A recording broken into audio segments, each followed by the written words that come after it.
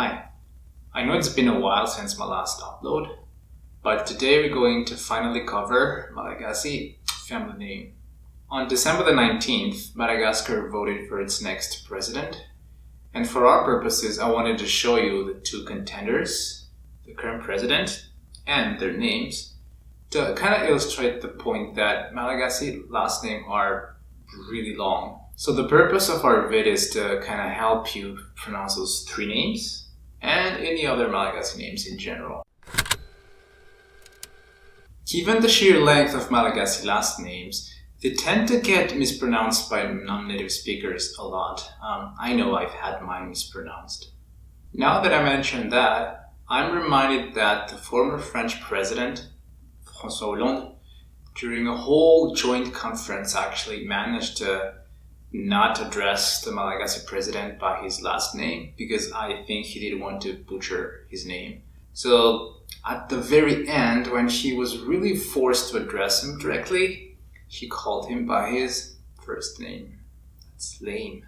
Another struggle that we have to face as Malagasy also is that when you fill out forms like web forms online, they have character limits, so you can't actually type in your whole name. You just have to chop it off midway. And I'm not even talking about like those paper forms. Those are just forget about it. So before we get started, the most important thing you need to know about Malagasy family names is that they are compounds. The three names you just saw earlier all start with Ra. You might have noticed that. Ra is actually a proper name marker, which means that you have to have it before a name in a sentence. Like in Ini, Ra, Kutu, or Ini, I, Kutu. Well, Ra is just the polite version of I actually, the letter I, which is always pronounced I. You have other markers like Ramatua, Andrematua, Inyahi, and etc. And I think what happened is Ra just got stuck with whatever name comes after it. Anje is another lemma that you might encounter at the beginning of a name, and it means of royal descent, and it's a title actually, it's not like Ra. And some other people have both actually, they have Ra and Andria put together, Randria.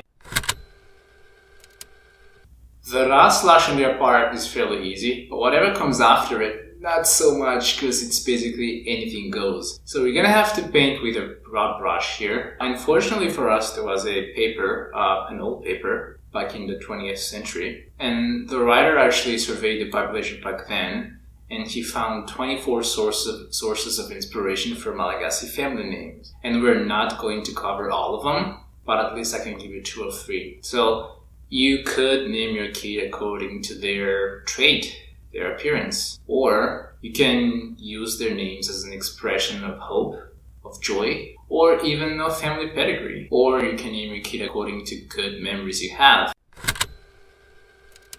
Another thing that might be worth noting is that French colonization actually left a huge mark on Malagasy culture and Malagasy language. So much so that many Malagasy people still have a French first name or middle name.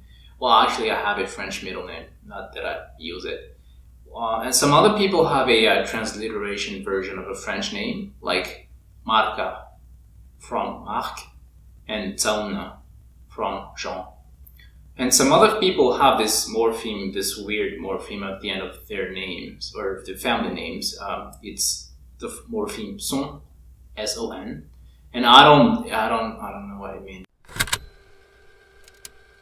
I think at this point we can safely go back to the 3 names we saw. I'm gonna give you a breakdown of the names like lemma by lemma, and then I'm gonna pronounce it for you like the whole compound, okay? So the longest of the 3, so I'll break it down this way. Well, Ari, I think Ari is actually the stem of the verb Ari, which means to create. And finally you have Mapianina. Mapianina means to comfort. So roughly this whole thing like put together, you have Razaunari Mapianina. Razaunari Mapianina. It means John was created to bring comfort. But I can tell you now that he's the one that probably needs some word of comfort since he didn't make it to the second round. Alright, moving on. So this is the second name. I'll break it down this way. Faru.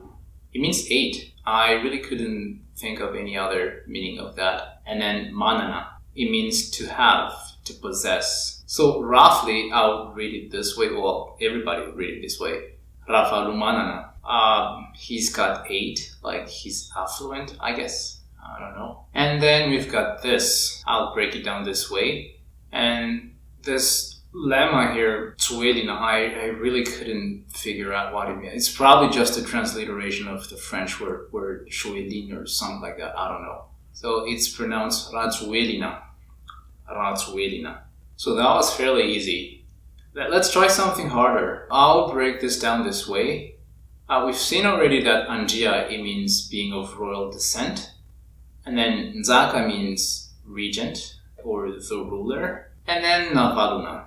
It literally means being like folded. But I think in this context it means being like kept aside for a purpose. And there was actually a queen named that during the Merina kingdom. So roughly this means this baby of royal descent is born to be a ruler kind of thing, and he's being kept aside to rule. So it's pronounced Anjia Nzaka Navaluna. Anjia Nzaka Navaluna. That's a mouthful. Again, given the sheer length of Malagasy family names, even native speakers actually in a colloquial setting, we just use diminutive because it's just too long to pronounce the whole name. 2 of the most known such diminutives would be Razau for Razonarma Pianina, and then Ravalu, or just Ra and 8 for Ravalmanana.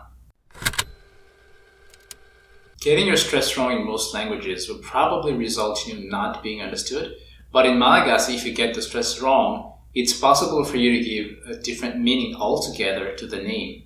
I can think at least of 2 examples. Normally, you would break this down this way, with Funi, it means yellow, and then Tsua, it means good, like in good things. So the whole compound would be pronounced Rafunimana Tsua, Rafunimana Tsua. It means that yellow baby is going to have good things. Or you can break it down this way, with Ravu, happy, Ni, it's just the definite article. So the whole compound would be pronounced Ravun Manatsua, and the whole compound would mean having good things make one happy, which is kind of self-evident if you ask me. So you have Rafun Manatsu on one side and Rav Manatsu on the other side. The following name is probably the reason why you don't want to get your stress wrong. So this name here, normally it's broken down this way, and with Be being the main lemma, it means lot. Big. And then you have Nanrasana. It means expected. So basically the name means expected Be. So you would pronounce it as Rapi Nanrasana. But what people do, although jokingly, is to break it down this way. You have Nandra. It means idiot. And then you have Sana. Sana pronounced that way doesn't mean anything. But if you change it slightly to Sanna, then it would mean, it's a profanity in Malagasy. It's a mild swear word actually. So, Rabinanda Sanna would mean like that idiotic, that Tambas Be kind of thing. So it's a profanity, but it's still mild.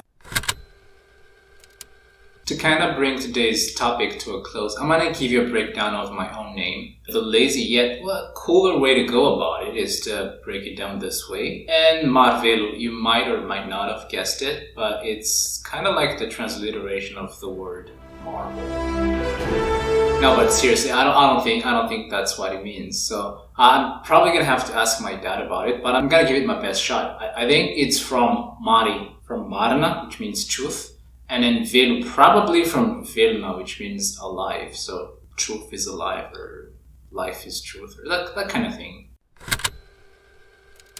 So that's gonna be it for now. Don't forget to subscribe and let me know in the comments if this has been of any help for you at all. And have you ever gotten the chance in the past to butcher a Malagasy friend's name?